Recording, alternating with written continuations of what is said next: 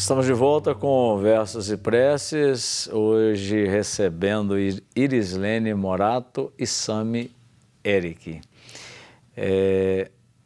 Irislene, a gente terminou a conversa e eu ficava me perguntando assim, a sua profissão durante muitos anos foi dentista. Cirurgiã dentista, endodontista, especialista em endo, ou seja, dentro do dente, né? Sim.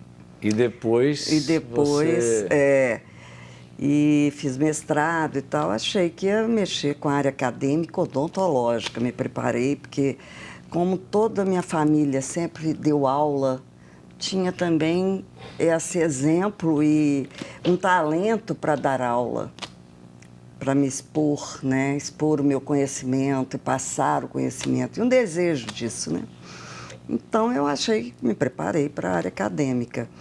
E aí, na hora que eu me aposentei, porque eu tinha uns empregos da prefeitura, como dentista, no TRT, Tribunal Regional do Trabalho, também um concurso que eu fiz. Tive a graça de passar até em primeiro lugar numa vaga. E isso fez uma divisão de água para eu não entrar na faculdade antes, por causa desses concursos, né?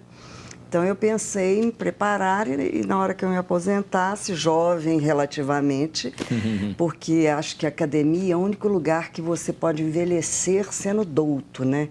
Sendo conhecedor, sendo sábio. Então, você pode... A longevidade profissional é bem característica, né? Você vê mestres com 70, com 80 anos.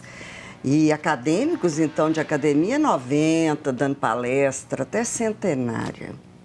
Nós temos uma centenária na Academia Feminina Mineira de Letras, que é a Lívia Paulini, de 102 anos, que até hoje ela dá palestra. Ela é húngara, né, e veio para o Brasil com a família, e até hoje ela relata coisas da guerra.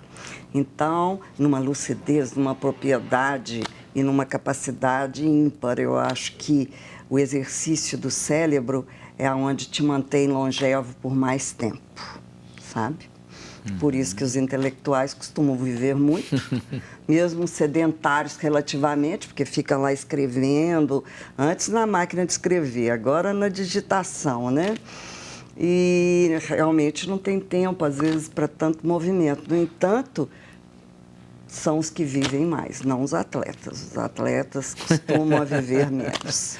E aí, os atletas de alta performance. E essa biblioteca foi depois, então, foi que depois. Você... Foi depois. Eu me aposentei em 2013. Em 2014, eu já fui convidada para a Academia Feminina Mineira de Letras. Na cadeira 25, eu tomei posse em 2016, porque você entra como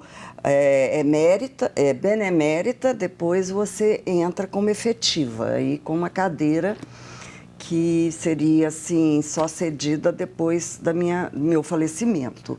É tipo imortal mesmo. É uma academia, tem essa característica, diferente das associações, né, que não tem esse aspecto de academia, de cadeira, de cátedra, né? Minha mãe era da academia na cadeira 16, fundadora na cadeira 16. E hoje é ocupada por uma ex-presidente da academia, inclusive professora, doutora da Federal.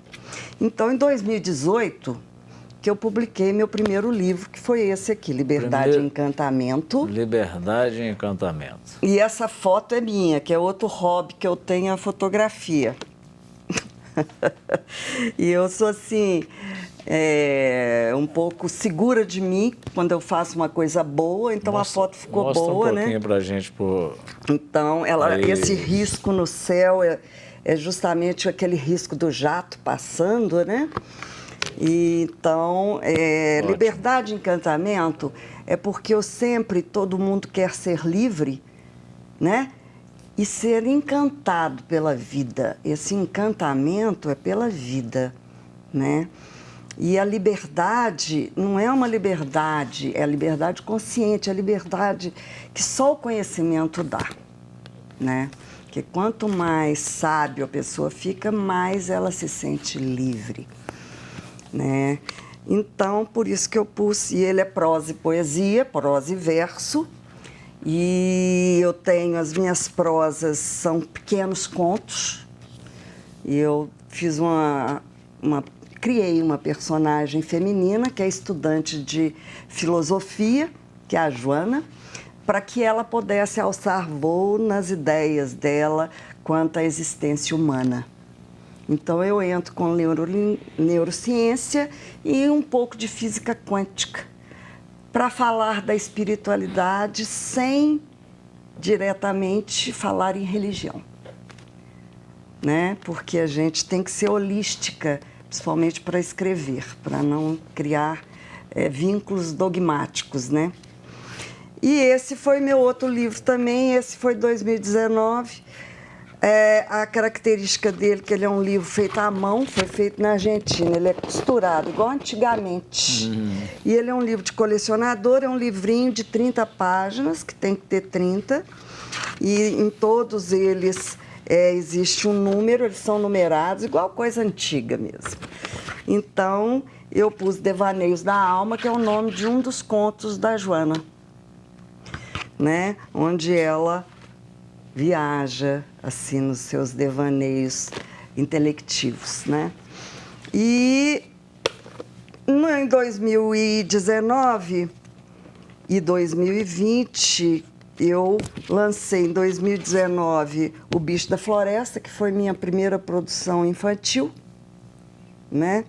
O Bicho da Floresta, que ele tem a característica do Best in the Forest, que é o melhor da floresta, não é uma tradução literal, que seria de Beast, né? Mas aí ficou melhor da floresta em inglês o nome. Então, ele é bilíngue e ele fala de um dos personagens, de um dos animais da fauna brasileira. E como eu ia falar da onça parda, que é a sussuarana, eu tive que ir, contei a minha história lá no Pantanal. Então, é uma menina da população ribeirinha, o pai pegava ela de barco. E numa tarde assim, ouviu-se um barulho na floresta, e ficaram curiosos, pararam o barco para ver o que era, pararam longe da margem por causa do perigo, né? Porque o rugido, entendeu? Então, a história se passa assim.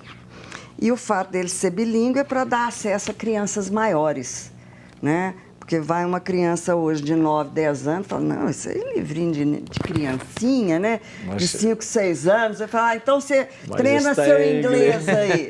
Né? Então, E fora que ele foi lançado em Nova York, numa escola para portugueses. E aqui a Matinta Pereira... Podíamos falar desse Matinta Pereira no próximo bloco? Porque eu quero terminar essa parte com uma canção do...